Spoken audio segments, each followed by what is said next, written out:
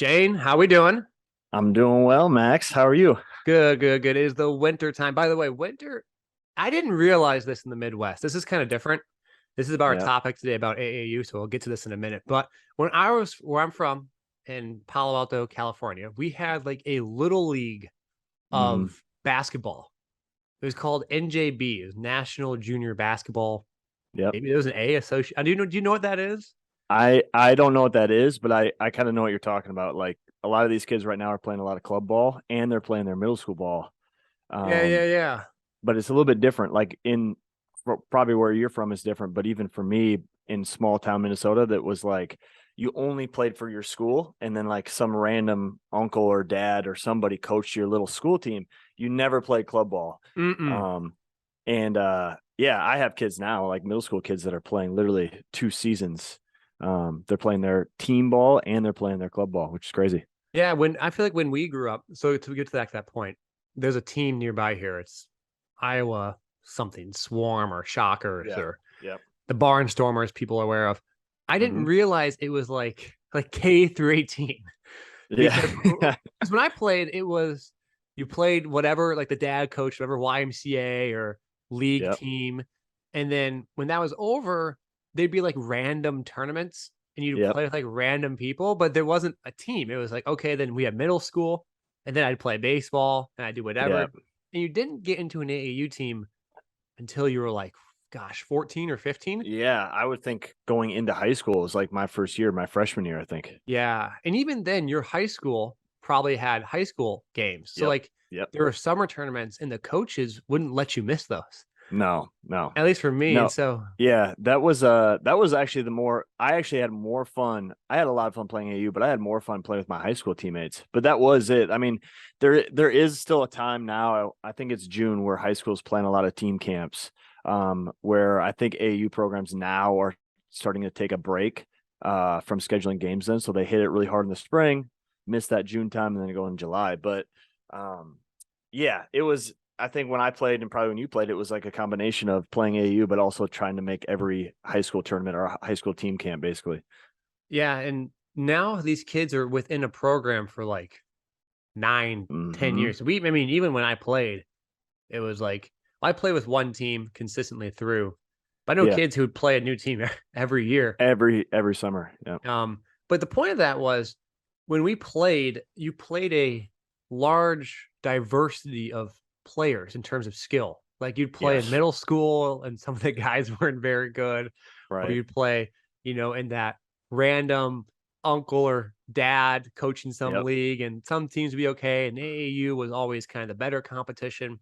And with that, I feel like you had the opportunity to try things out Oh yeah, against some of those lesser competition because in the AAU world, you were always so concerned being on the premier team yeah, that you were never willing to like develop much. You were just kind of yeah, constantly were to be pushed into a role within that team yeah. I had versus I had a conversation with a mom yesterday, and I was actually impressed because, or not yesterday, last week, she had the opportunity to have one of her sons play up on a top team, but he was going to be like the eighth, ninth kid, and he would go to every tournament and practice, but maybe shoot like 5 shots in a weekend. So she put him down a team, and now he's starting and playing more. But it's rare though. It's rare that you hear that because but of course a lot of the parents want their kids on a certain team, but like you think about like a fifth or sixth grader, like who really cares what team you're on? and It that's you doesn't see that matter. with Gilbert Arenas' kid where he didn't let him go to a prep school. He wanted Really, him I to didn't see go. that.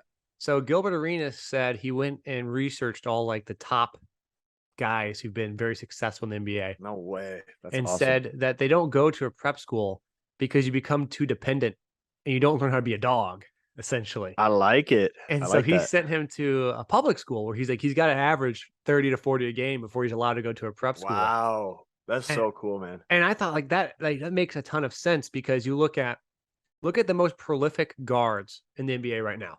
Yep. Damian Lillard, hurt right now here and up, but great score, whatever, great career. Weaver Yeah. State, Weber Steph State. Yep. Curry, Davidson, Davidson. CJ Yep. McCollum, Lehigh, all Yep. these guys who are these quote unquote underdog scorers Right. are High coming, volume scores too. Yeah. high volume scores are coming from schools. I mean, Trey Young was Oklahoma. Yeah. And no, that's not a small school, but the way that team played was post Buddy Right. Hield years, and that was Right. really a football school before the Yeah. Buddy Hield years. Sorry, Oklahoma fans. Yeah. But it wasn't like Kansas in that sense. And so Right. you'd have these kids going to, even Seth Curry was Liberty originally. Yeah. Yep. Um, What was your flow then? So when I grew up, it was like the town I grew up in was like small 1A. That was the smallest class in Minnesota. Then I would go play AU in the cities, which is 3 hours away from where I grew up, Minneapolis. And I would just get destroyed, right? Like we would have a good team from the area that we were from. We'd go play, and it was almost like I was a shell of myself as a player, right? Like I could not go left. I couldn't finish at the rim against these guys because they're all taller, they're faster. I couldn't hit the gaps like I used to. Even just like creating contact and stuff like that, they were just stronger. But then I would have that experience that weekend, right? Or multiple weekends in the summer. And then I would go back and do my high school team stuff and I would just kill these kids, right? I felt like that was helpful. Like I would go experience all these things, the faster pace, all these things. And then I would come back and then the game was so much slower. Decisions were easier. When I would play against my boys, it was like back home, it was like, yeah, I can go left if I want to work on going left. If I was playing against the dude in Minneapolis, like I'm not going left because I'm not quick enough to my left yet. So what was it like for you then? no, it was similar to that, right? It was a little more universal competition. Like I played with Devonte Adams and guys who Yeah, played right. It's different. Division Sure. One. Aaron Gordon, we'd run into quite a bit in high school. Yep. So like, I've been around very good athletes as a blessing. But what happens is if you look at like the science of skill development, Yep. you don't always want to be operating at the highest level of competition Sure. I've because heard you talk about this too before, and it it's something that I pass on my parents a ton. yeah, if you think about it, not every aspect of your game is at the peak level of the competition you're playing. Like if you Right. go play and you go play pickup basketball, my left-hand driving ability might be pretty good relative to those guys. Sure. If I go play in a college game, it's not even close to being good enough that I can use it. Right. So think about the more competition there is, the more narrow the window for success and the Yep. more pressure it exerts on your body. And if Right. your body is essentially a thing of clay, it will pressure you into a certain type of player. And this is where you start to get guys who become, and this was my downfall, like an obsessive set shooter or off the screen Mm-hmm. shooter. I wasn't fast enough. I wasn't Right. quick enough. So my only way I could succeed was to shoot off of screens and shoot off of range, Right. which is great to an extent. And it But played a good role for you going to yeah, college. Right. but it was Yeah. limited, right? So if Right. I Right. wanted then in college to develop my driving capabilities, well, I haven't developed that in like 6 years Nah. How because could you? Right.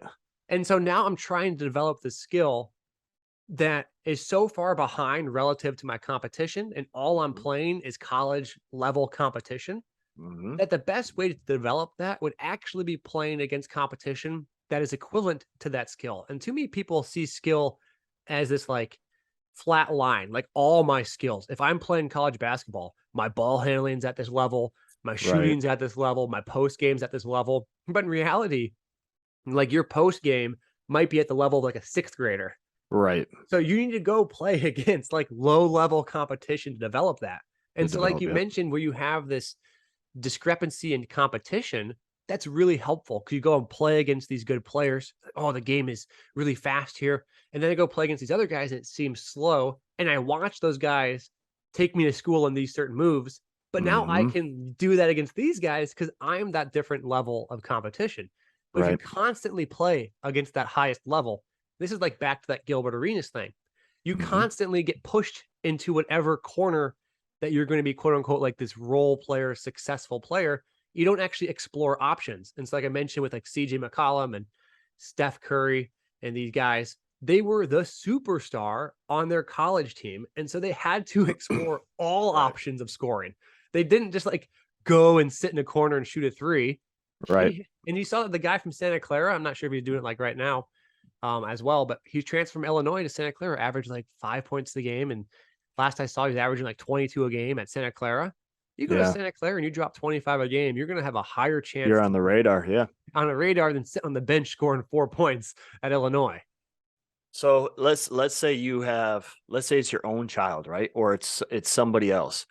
And you're going through that setup. Are you, depending on their skill work, of course you got to gauge how good they are you going to purposely put them in situations where um they are seeing some stuff where, like in my case, where they're playing against players that are better than them? And then are you going to put them in situations where they're either equivalent or he or she is the best player?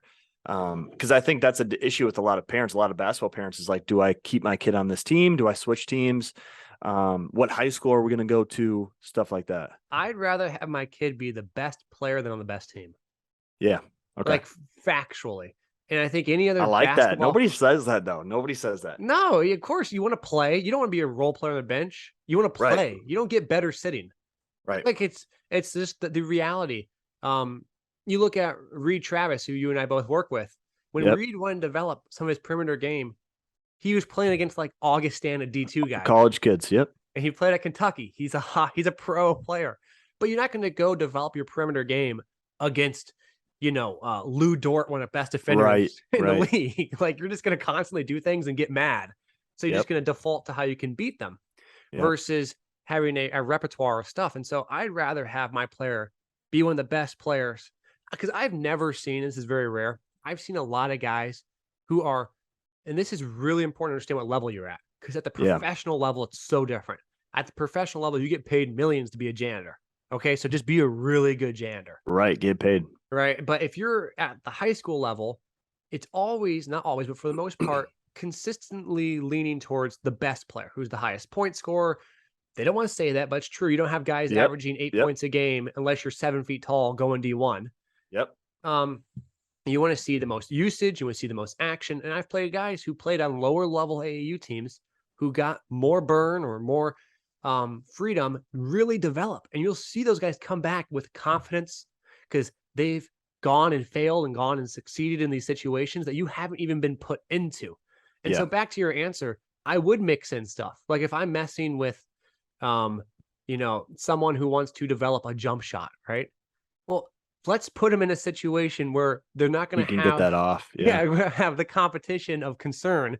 So yes, put them against lower level people.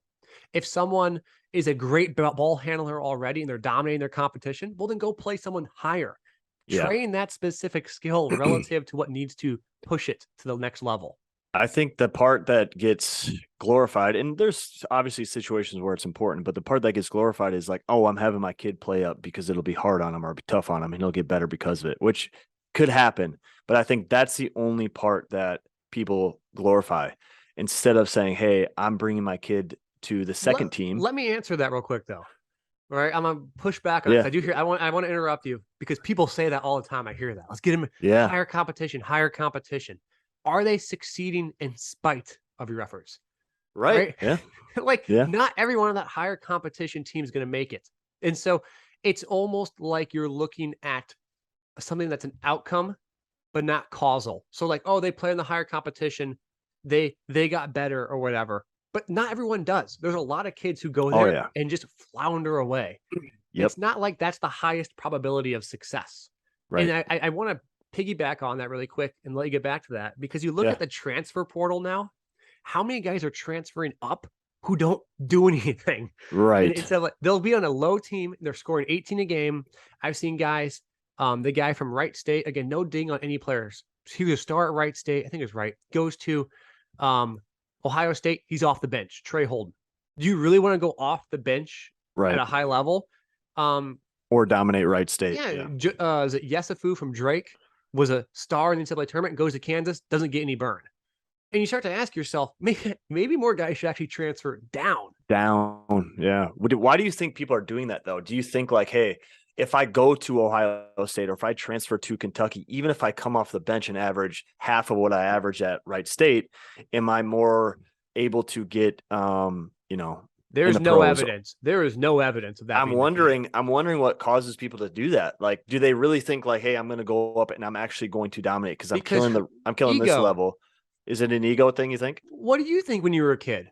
I'd be at Davidson or Kansas. I want to go to Kansas. Better facilities, better fans, possibly better NIL money, better everything. Yeah. but they don't NIL actually probably has a consider lot to their do with it. career. So Yeah. too often people are making decisions based on people in their ear. Man, you can go kill it in the Big 12. You can go kill it in the Big 10. Who cares? Yeah. Just do what's best for you to get to where you are. Because at Right. the end of the day, the minute you're in the league, that's all you got to do is kick That's the all door that down. matters. Yep. And it Yep. doesn't matter if you go to 9 different schools, you want to get your shot. And Yep. you can't get your shot if you're not playing. That's Right. like, because people have proven that you can get a shot. What was it? CJ McCallum was like 9th overall draft pick out of Yeah. Lehigh, but he didn't even play half his junior year. He got hurt. Played like Right. 3 games. Guys know if you're good enough, but Yeah. you're not going to be good enough if you don't play. Yeah.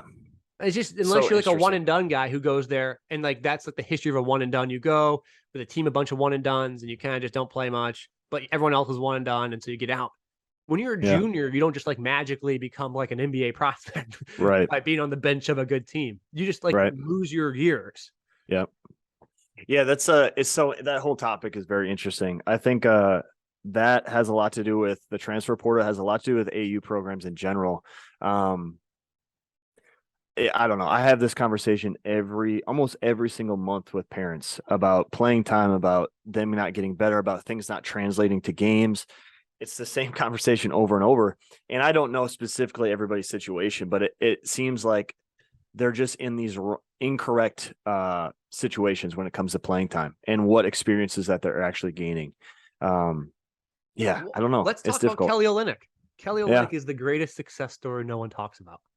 Yeah. He played 2 years at Gonzaga, didn't do much at all. Look at it, 5 points a game, couple minutes. Decides he's not good enough. Red shirts, middle of a junior, right? So he goes, plays 2 years, red shirts, comes back as an All-American. Yeah.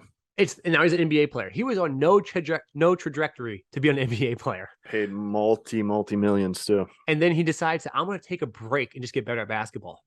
Yeah. Does that and becomes a multimillionaire at basketball, successful, very good basketball player. What's crazy? That is a crazy story on a much obviously smaller level. I think about me going from my junior season where we probably had our best high school team ever, best record, best performing, everything. And then we went, we lost about 4 seniors, 2 bench players and 2 starters. I went from about 15 a game the next season, literally because those people left and now the ball's in my hands a little bit more. And I went and played in Minneapolis. The next season I was averaging 29. And I don't know, it wasn't like I was doing a bunch of skill work in the summer. It literally was, I was gaining experiences from now I have more opportunities. These people are not in my way. They're not taking as many shots. I can be more aggressive. There's things that I was passing up before and moving the ball around. Now I have to be. So I think about that. That's the only reason, to be honest with you, that I probably got recruited to play any sort of college level basketball is because I averaged 29. Because you think about coming from that small town, you have to put up some stupid numbers for anybody to catch a game. Well, think about like how good players are and are not. What I mean by that is like on a team of like these high level guys of 9, 10 guys, they're all really good. Yeah. And so whoever just gets better might just be the guy with the higher usage rate. Right. And so it's not like you're better or not better than someone. Right. It's right. just the fact that I had the opportunity to shoot 1 million shots my senior year. And now I'm like, there's people that literally they're better than I was, that are more skilled, better, stronger, all these things that just didn't get to do what I did. I was just had the perfect opportunity that last season. Yeah. And you maybe could have done that your junior, but you didn't have the opportunity. Right. And so there's it's like the joke I say, I talk to people and we go to a casino and they go, you just play every game because maybe on accident, you're just really good at one casino game. Like maybe on accident, you just have a natural talent for it. And you'll never know if you're actually good at basketball if you don't get a chance to actually play basketball. People just go and they're like, oh, my kid's not playing because he's not good enough.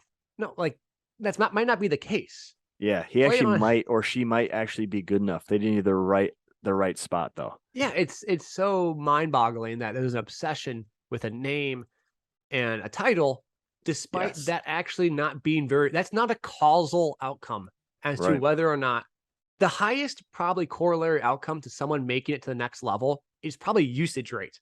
Right. Just like how much you're being used on your team to do things. I had a buddy who played like at the extreme low level, like maybe your level. I'm not sure. He's like small school, itty bitty. Like 100 kids. He scored 44 a game. Yeah. He triple team. There are guys who just like didn't play on the team, and he was very playing my AAU team, very good. Ended up getting a scholarship to the NAI or to Pacifica. I don't know what level they are. Something, yeah. They're whatever. Got school paid for. Played 4 years, but he had that because he was able to do all this stuff at the low level and have tons of usage rate. Yeah, I got that a lot actually. When I went to an NAI, you're coming in averaging like 29 or whatever. So people are looking at you. I'm like, dude, I'm from a different spot. Like this ain't like Metro 29. This is like Farm Boy 29. A little bit different. It helped me, but then in college, it was instantly like, oh shoot, I have to become some sort of role player for me to exist here. I'm getting my school paid for. This is really cool, but like my usage rate compared to what it was last year is not going to be anything close. Now, NAI has a JV and a varsity. Most NAIs have that. So JV felt like high school, like I was just doing my thing. Anytime I would play a little bit of varsity or practice varsity, it was like, I have to be smart. I have to play a specific role. There's 4 other people that are way better than me that know how to do this, that I got to give them the ball. So yeah, it's funny. I think you see that a lot. It's like a lot of people will go up a level and their usage rate goes down. And if somebody would have put me in a situation where I had higher usage rates that freshman year, I would not have performed well. But that's a thing of like finality. Like there's going to be a point where you're not going to go any further in your career. And for most hoopers, it's college. And the minute you're at that point, and let's be honest, you probably know when that point is. Yes, 100%. Like don't BS me. You know, like you know, then your final destination is to play a role. Just like in the NBA, these guys' final destination is to play a role. Jay Crowder has never averaged over 10 points a game and gets $30 million for 3 years. I have not seen Jay Crowder finish at the rim in like 5 years. PJ Tucker only shoots corner threes, right? And so there's a point in time in your career where you accept a role. Now, you don't want to accept that role when it's not the final stage. Yeah. In college, if it's your final stage, then that's fine. That's then go beautiful. for it. Go do it. Be great. Get some playing time. Three-point shooter, play, because you're at the point where you're just fighting for minutes. Right? You just want to play. You know it's going to be over. Not saying you can't have aspirations of the career afterwards, but you know, you kind of get the idea. Well, there's high school kids that are like that too, where it's like, look, I'm 6'2", I'm a post player. This is probably my last stop when it comes to my playing career. So let's be a rebounder, a box out guy, a good screener. Absolutely. And there's nothing wrong with that. The issue is when parents try and push their kid into the highest level too early. And then they become this isolated role player by the age of like 12. Right. Now the breadth of their development is so narrowed because they haven't dribbled the ball up against a press. And so go ahead. One of my least favorite things is when coaches or it's Twitter basically, when somebody says, you know what, Patrick Beverly plays a role. This is why how he got to this level, all these things. And no, he did. He averaged like 25 a game. I know. But it's like, why are you telling kids to just dive into a role? There's no way. Like if I dove into a role in small town Minnesota, I would not have ever got to play. I don't think you should have a role until you're the age of 16. Yeah. I really don't. I think you should go play. If you're not very good, play against lesser people. You get better. Do everything. Kids should all play. They should all be encouraged to shoot, to all be point guards, all be big men. Go play the game. Just play basketball. What I mean by that, you want to win. You want to win. Duh. But you want to learn to play basketball and try and win. And that's one thing. It's kind of too bad. I'm not sure if it's around your area or not. I feel like the pickup scene for like kids is like gone. Like I remember growing up, I would play and I'd be like 12 or 13. I'd play with the 20-year-olds. And I would just guard my friend who was 12 and 13, but we'd play with them and you get beat up, but you learn to compete, you learn to play. And there's no more like this cross-generational basket. I played with 40-year-olds when I was 16. Yeah. I don't see that anymore. I see like the old guys who still hang on to pick up basketball playing together. And I just don't see the younger generation, like the 13, 14, 15-year-olds getting involved with that. Playing ones, playing threes and fives. Yeah. And learning to compete, have fun, and just play the game. Shoot a bad shot. Don't get yelled at for shooting a bad shot. Turn it over. Celebrate a three and then don't get back on defense and get scored on and realize why you don't celebrate that. Yeah. There's lots of things to the game that's changed so much, and social media to an extent has hurt that because I think a lot of kids maybe think they should act a certain way or do a certain thing in the old fashioned, like, and what I mean by social media is like there's not much like human interaction. Like, hey, we Yeah. want to play pickup. Remember when you came to TBK and we're like going And we around just ran asking kids, once. like, who Yeah, wants to play yeah. pickup? And Nobody wanted to play. they don't want to play. I remember when I was like 14 and they were playing and they were Somebody said older, play. I was like, yeah, let's you were like go. looking and you like would go shoot like progressively Uh-huh. closer to the hoop. Like, do you guys want to play basketball too? But you don't see that. I asked a kid to play, and it's like he's like, I'm like, are you kidding? I You're don't gonna play? know. You Yeah. know, he actually got dunked on, not by me, like I was playing with. And I just looked at him, he's like really embarrassed. And I said, dude, you're playing against the pro. Yeah. Who cares? Who cares? Have some We don't fun. care. You're gonna Nobody get dunked cares. on. Try and dunk on Yeah. us. It's like this is what basketball's about. Don't worry about Yeah. it. What do you think if I think one concern people might have is if I know in college I might be a role player or I'm getting to the point where I'm like, okay, I have to be good at something, right? Like I have Mhm. to, because that's a lot of what people say is like you got to be good at one thing or two things to get somewhere. If I'm a parent, am I let's say I have a really tall kid, the first instinct is like, let's throw him in the post, teach him a bunch of post moves. And I'm looking at the kid like this kid they have no balance. They don't have any timing. Like they don't even have an IQ of like how to actually play the game from the perimeter or the post. But this parent wants this person, because they're tall, to be a specific post player. Do you think parents are worried about like, hey, I don't want to spend so much time just being a basketball player because I feel like when I get to 16 years old, like you said, I won't have enough time to like master this post role. You know what I mean? Like, I think they really want their players or some players to be masters at a certain position, which is like, it's a little bit weird to me because there's so many other skills that like if I can play on the perimeter, there's skills that will transfer into the post because I'll have a better perspective of how to play in the post. At the end of the day, not everyone makes the smartest decisions. Like, Yeah.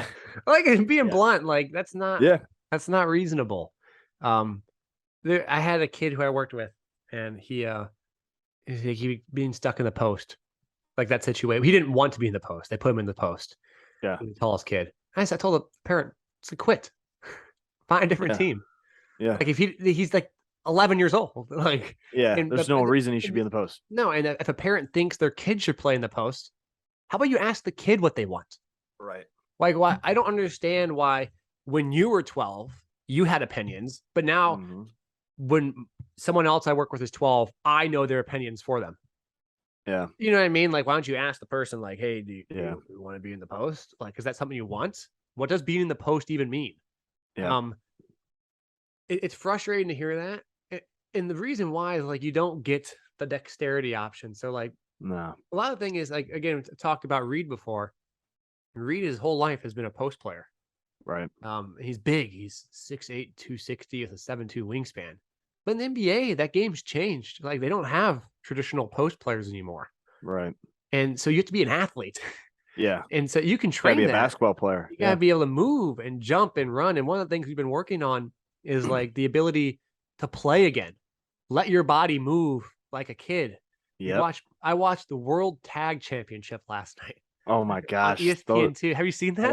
I watched the clips on Instagram. It is crazy that those guys like don't knock themselves out on a pole or That's what something. we watch. And their dexterity and awareness is Yep. beautiful. And you can Reading take space and gaps. Yeah. you can take that and mold that into a basketball player so well. And what's Yep. hard is when you impose constraints that don't exist and then they mold themselves into this arbitrary existence that you have like self-imposed, and they become rigid and, hyper static in certain movements. Yeah. And then they have to explore beyond that, and they can't. And I'd rather Right. have someone who has a wide capacity as a movement language, you can even say, someone who can move in lots of languages, than just someone who's very rigid in the post and Yes. stuck there. Because if Yeah. the game changes, you're done. Right. Like, If you switch teams, if you have to change levels, like what are you gonna do? yeah. And so I'd rather have, there's a famous quote. It's like, I'd rather have a warrior in the garden than a gardener in the war. And Hmm. so you'd rather have someone who's prepared in the garden who can do lots of things than the Yep. guy who's hyper specific, who's the gardener in the war because he can't Yeah, be, he doesn't be fit. useful in there. And so Yeah. I'd rather have a kid just be athletic. And I know that term's so vague. It means lots of things, but not restricting what they can and can't do from a Right. physical standpoint beyond that of the game. Like you're going to play a game and you won't be able to post up certain guys and you won't be able to run certain speeds. So it's already going to be imposed limitations from the good athletes who play. Don't impose more upon the kid than that Yeah. exists. Yep. Yeah. No, I think I don't know. You see that a lot with AU, of course. You see that a lot with a lot of situations. Do you have any closing comments on this, by the way? I want to wrap this one up. I have another topic I want to hop into. You know what? I think the message honestly is just having especially parents, because a lot of times they're the decision makers, is like what you said. Let's ask the kid, let's ask the athlete what they think, how they actually feel about this. Do they care about playing on this team, or are they open to playing on a different team? Finding the right situation, I think, was the biggest takeaway for me. Finding the right situation for your athlete. Oh, I couldn't agree more. Like, yeah, just let the kids be kids, let them play, understand what level they actually are at. Like, don't impose these type of things. Yep. And at the end of the day, they might not be a college athlete or a professional athlete, but don't limit them before they even have that opportunity to get there. Right. Give them a chance. Give them a chance. We're gonna take a break and we're gonna hop back into our next topic here, a little story time with Shane and I. So Let's do we'll it. be right back. All right, welcome back. It's story time with Shane and I. Shane and I both played a little hoops in college back in the day. Yep. I was a D3 hooper at Coe College. D3 has a lot of great stories. Shane, what level was that? Was that NAIA? NAIA. Yep. NAIA. I gotcha. So I have a story I'll share here. This is a fun one. So I was a freshman in college, D3, and we have JV and varsity. And so we're playing at Carthage in Wisconsin, and we had a JV game before. So you play the JV game, you wrap up, you eat a Subway sandwich. Oh yeah. You watch the varsity game, and I dressed for both. And so I dressed for the varsity game as well. We had another player named Max on the team, not myself, another one. So every now and then you hear your name Max called and you think it's you, but it's not you. And so the game's going and I'm not paying attention at all. I'm literally 4 rows back because there wasn't enough seats in the crowd, in this bench. I'm in uniform, 4 rows back. Oh, really? Stadium. The extra athletic trainer. That's the worst when you have to sit in the back row. It's like not even it's like I'm in the stands. I'm not not in the one row behind. No, I'm literally in the stands. And I remember seeing that. This is so embarrassing, but it was this winter game, so no one's there.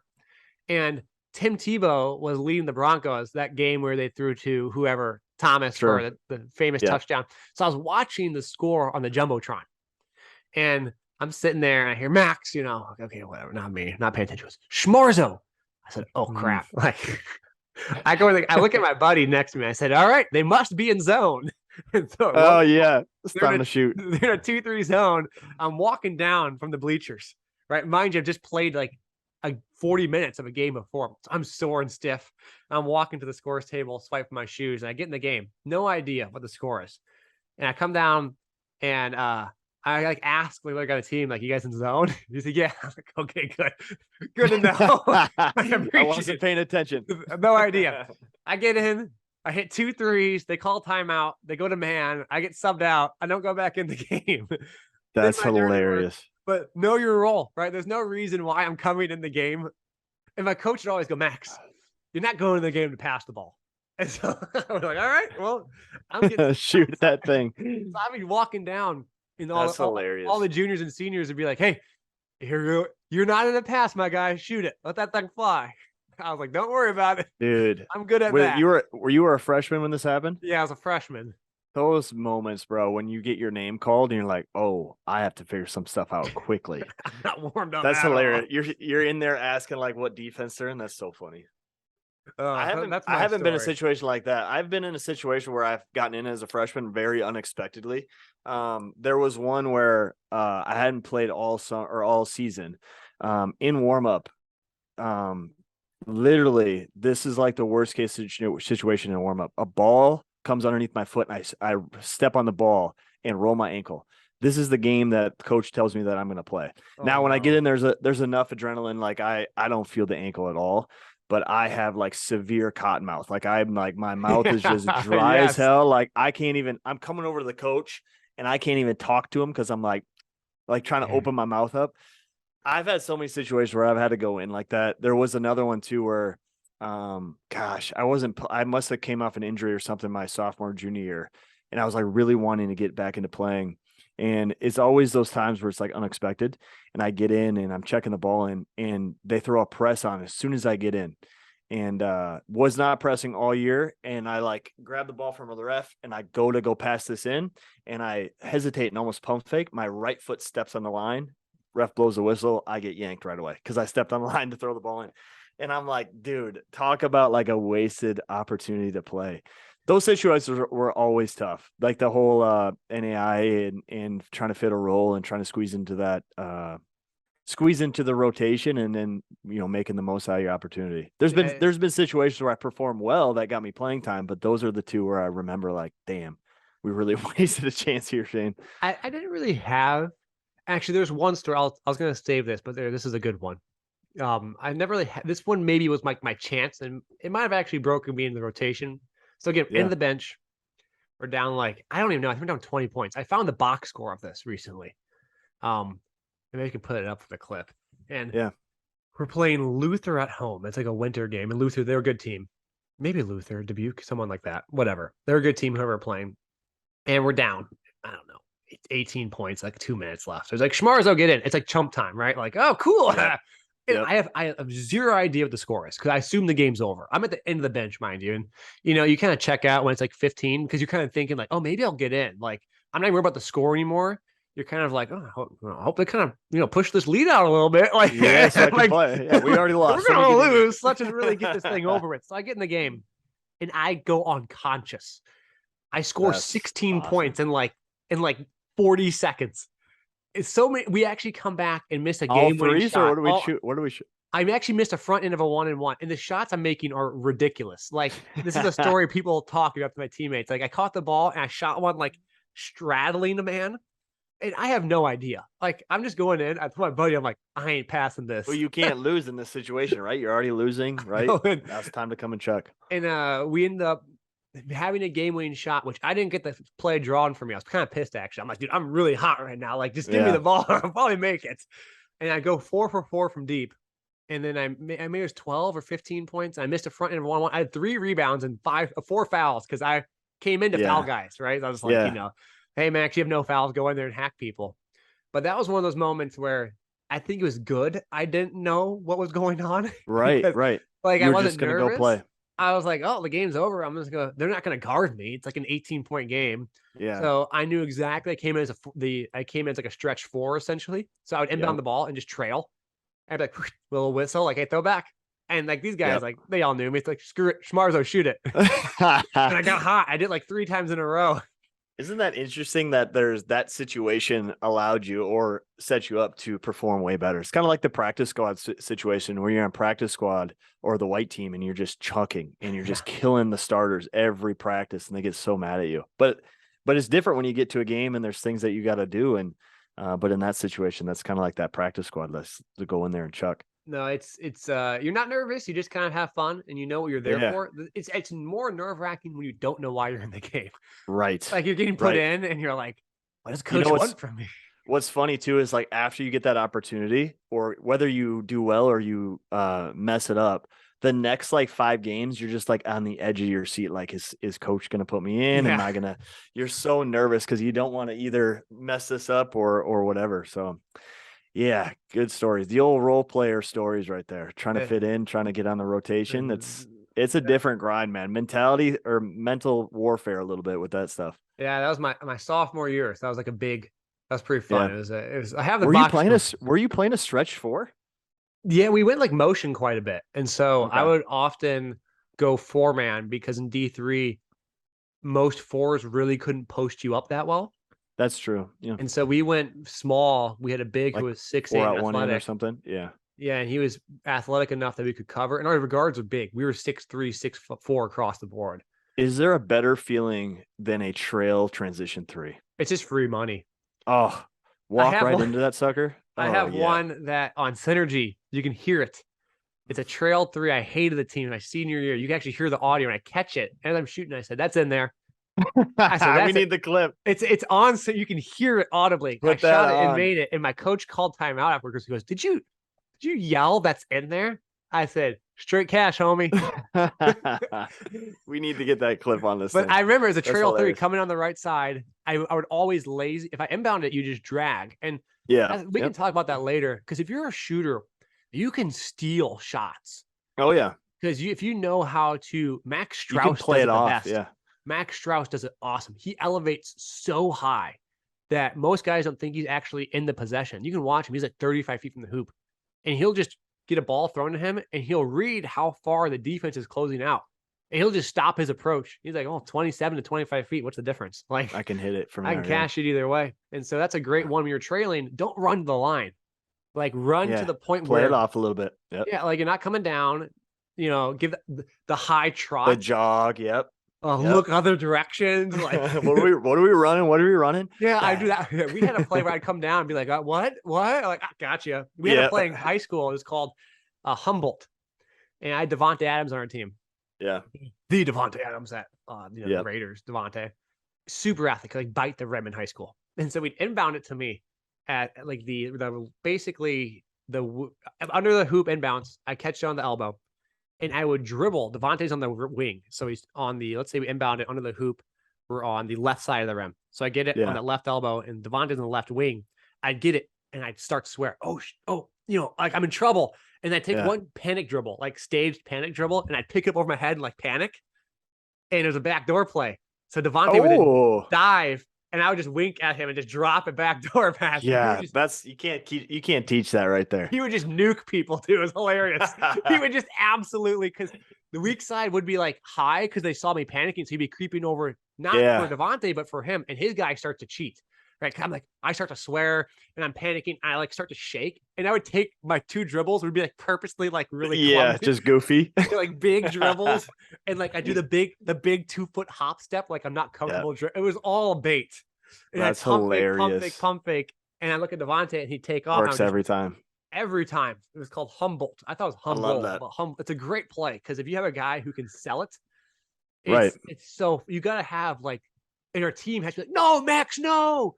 Like everyone's like, yeah. The whole squad. Yeah. The whole squad's in on it. Yeah, like our point guard like runs to try and like help me out, like curling over the top. Oh and I'm my like, gosh. I look like I'm panicking. We need a dry erase board so you can draw this up. You know all those plays that everybody shares on Twitter? We need to put this on Twitter. And that one is one of the funniest. He would just like, it was like a box formation inbound. It was like nothing special.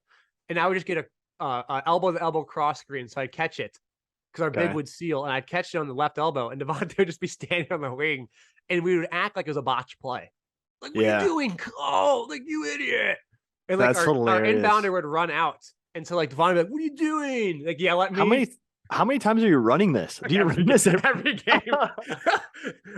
In AAU, we'd run it. It's work. We'd run it like 3 times a game in AAU. That's so funny. Nobody picks up on it. That's like one of them. You got to save those for the state championship or like something like that. It was too easy though. It was like, yeah. I would sell it so. I just start swearing like, "Oh, help!" Like, imagine somebody scouting for you and they're like, "Okay, listen, this Schmarzo guy, this is what he's gonna do. He's gonna take a goofy jump stop. They're all gonna yell, do not fall for the back door. Stay with Devontae." We had one too that was a 3-point. I airball a 3-pointer on purpose for an alley oop. So we'd run like a deep fade. It was a flare screen on a zone, and I'd purposely shoot an airball. So I wouldn't throw a lob. I'd shoot it. So everyone would turn. It was an oop for Devontae. No way. Yeah, I was pretty good at throwing oops, so I could catch and shoot it. You could shoot an oop. Yeah, and so I would shoot oops, and the whole that's hilarious because everyone turns and looks at the ball, and right. So and Devontae's just like, yeah, you'd raise him up, and Devontae could fly, and so I'd get a flare, of course, and I'd catch it. I remember we did it against our rival. He like caught a body because the guy turns like, a lazy kind of like, you're just Devontae just climbing him. So are you shooting it long or to the side or like how do you do that? I'd catch it on the left wing and he'd be on the right baseline.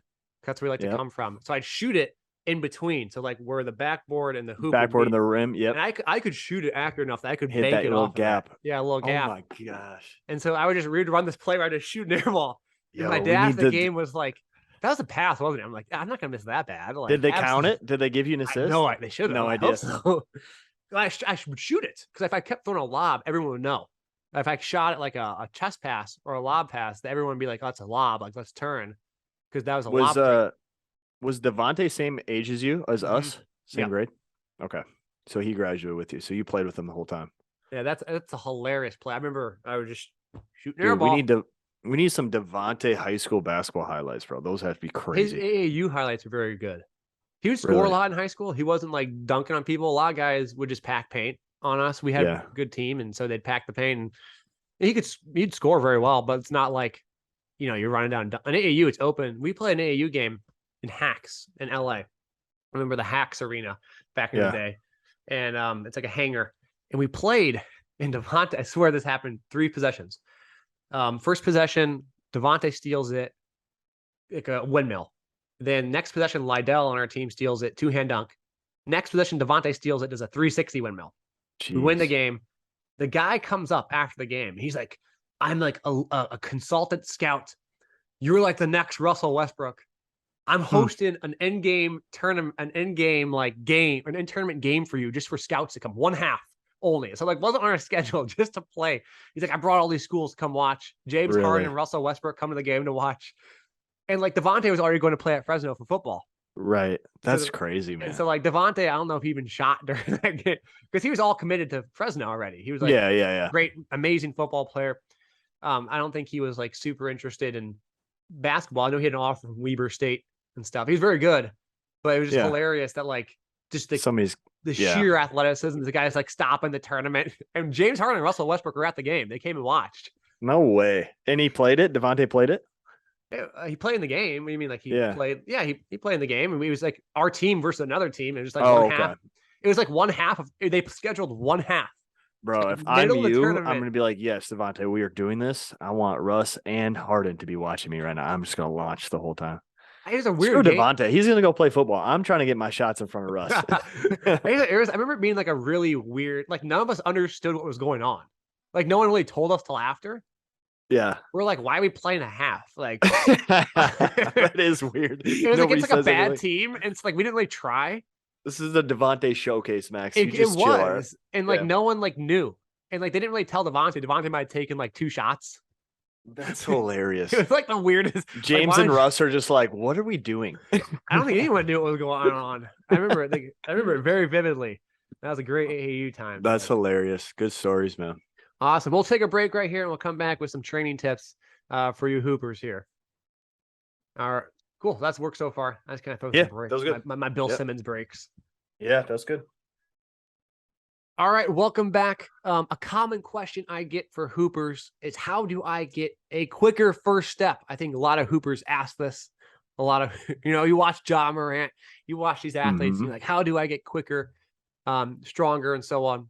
And so there's some really simple things, depending on your level, you might want to consider. Right? When you're an older athlete, it might be a little more specific as to why or why not you're getting by someone. I think a lot of times people think a quick step is just pure speed. It's also deception. Like, can you Yeah. stall your first step? Can you get someone to move one way versus the other? And so the higher level you get, the more deception plays a role. Yeah. You can't just like sprint by someone. But some Yeah. very simple, common areas that people can work on would be, I mean, people know this for the most part, but I think a really good exercise is like a sled sprint. Like people don't think Sure. about that. Like, oh, how do I get faster? I don't know. Maybe you should sprint. Like, Yeah. we do 1,000 different exercises to help sprinting. Why not just sprint? And the reason why I like a sled push or a sled sprint is because for a lot of athletes, it doesn't really take much training to do the form right. You're not having a weight on your back. You're not holding dumbbells. You're literally just pushing into the motion that you're doing. And one of the things you Yep. can do to maybe make it a little more effective for like your first step is to make each step its own rep. So instead of just sprinting, have one powerful step after the other. And this is a sled sprint where you're leaning forward into it, mimicking some of those driving angles. And pairing that with actually maybe like a sprint or a Yeah. jump and trying to be explosive is a great place to start. So I get asked by parents quite a bit, hey, what program should my 12-year-old do? Like, what should they this do that? And first off, if you're that young, get someone who can watch them to make sure the form is okay. Yeah. Like that's the most important thing. But they don't need to do anything crazy. Focus on getting stronger and then doing explosive things. Yeah. The older you get and the more you squeeze your potential out, the more specific you might want to get in your training, because when you're at a higher level, the game becomes much more specific. But when you're younger, getting stronger, using exercises that are easily repeatable, things that are safe, things that are easy to load, things that you can progress, easy to teach, getting that stronger, and then doing the actual movement which you're trying to train, like running or sprinting or a powerful single leg jump, can be really beneficial. Yep. I think what you hit on right away, the deception part is big. That's something that's kind of hard to teach. I will say a lot of the solutions to people's problems that I have for basketball is if you are a good shooter, that solves a lot of issues. So if I can shoot the ball, things become way easier. People got to play tighter. My step is a little bit better now. They're closing out harder. Things get easier that way. So when people ask me that question about how do I get a quicker first step or how do I get past a defender, there's a lot of situations where I'm like, well, when are you trying to attack? Like, are we attacking at the right time? Also, can we shoot and are people closing out on us? Those would be the first two. But if I'm looking at more of a skill thing and they're ready to do those things, typically off the dribble, it just really depends on where the ball's at. So if my hand is on top of the ball and my body's trying to go forward, the ball's going to go down. My body's going to leave without the ball. So I have to pull that ball to my pocket without putting my hand underneath the ball. I got to put my hand on the back. So that pocket dribble is one of the first things we talk about when we talk about attacking off the dribble, and then just getting to a drop stance or a split stance where you have that leverage point with your back foot, allowing you to blow by or allowing you to shift your weight. Those are the big things when it comes to the basketball skill wise. But again, a lot of the issues come with just being able to shoot. And I want to get into this next podcast because this is an interesting topic. Like, what is the purpose of defense and what is the purpose of offense? Yeah. And I think it's very different than what people actually think. I love to have that discussion with you about creating asymmetries in movement. Can I move 2 inches and they move 1 foot? That's an asymmetry. That's an advantage. Can I take higher probability shots from me? But what you mentioned is really important with that pocket dribble. And this is kind of the holistic approach to basketball people miss out on. They too often think, oh, I'm not quick enough. It's going to be my physical ability. Well, your skill is an expression of your physical in a contextual aspect.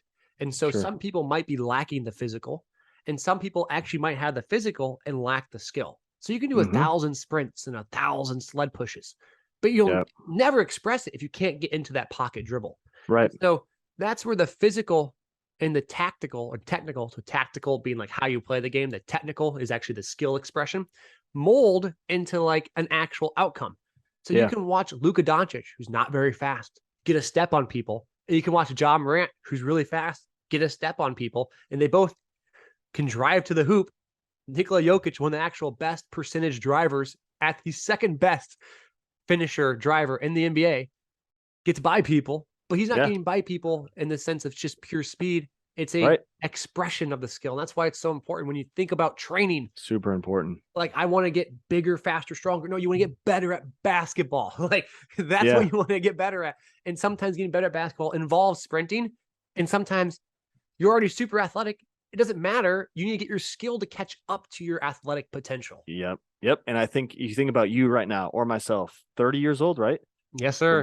We're both 30. If we played high school kids that were faster, stronger, we could still get a step on some of them, or even college players. And because we have that IQ of like, when do I do this? How do I bring them closer to my body so I can put that foot back and attack? So having that skill, having that athletic ability, also having that IQ of like, how do I, the deception piece, how do I deceive them into thinking I'm about to shoot, right? To pull them in closer so I can get that step. Well, we're going to wrap it up here today. That's a great point, by the way, Shane. Yeah. I totally agree. But I want to make sure the audience hears that. Shoot us questions. We want to make this an engaging platform as well. Yeah. We'll be posting these clips on TikTok, on Instagram. Hopefully, eventually get a YouTube page. Obviously, subscribe to our podcast and check it out and stay up to date with us. And we also want to hear questions because we want to bring in a questions corner where we ask, where we answer the questions you ask going forward. Not all of them, not everyone gets all their questions asked or answered. Answered, asked, answered. You get the idea. Yeah. But we want to have that going on there. So feel free to message us. We'll put out maybe in our stories or even on a TikTok post, ask there. Obviously, shooting us a bunch of DMs is not the best way to get a hold of us. Yeah. So maybe when we put a story up or we put something up on our TikTok, in the comments is actually a good place to do it. We'll do that there. So as always, I want to say thank you to everyone who listened. I appreciate you guys. Shane, thank you. I'm excited, man. This is gonna be good. Just the beginning. So we'll figure out everything out here soon, but it's this is a good start. I'm excited. Yes, sir. I appreciate you and take care as always. And thanks for listening, everybody.